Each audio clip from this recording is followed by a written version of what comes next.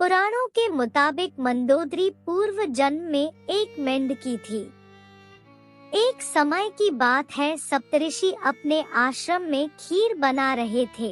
उसी दौरान खीर में एक सांप गिर गया। मेंढकी मंदोदरी ने यह सब देख लिया। ऋषियों का जीवन बचाने के लिए वह भी गर्म खीर में कूद गई और अपनी जान दे दी।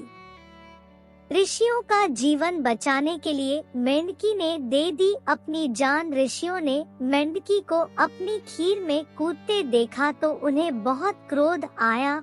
वे गुस्से में आकर खीर से भरा पतीला फेंक रहे थे। उसी दौरान उन्होंने देखा कि खीर के अंदर सांप भी मरा हुआ था।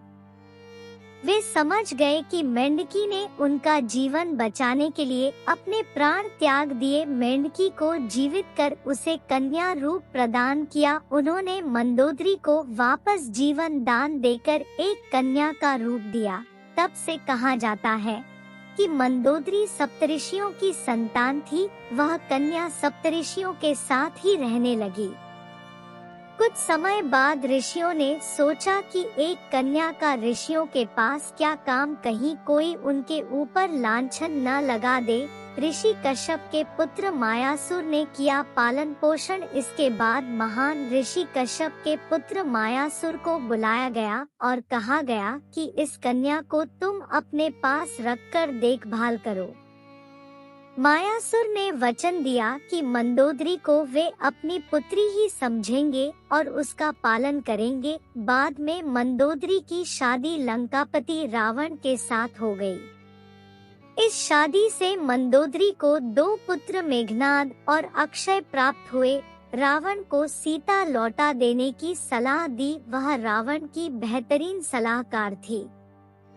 सीता के अपहरण के बाद मंदोदरी ने कई बार रावण को समझाया कि वह सीता को वापस कर दे।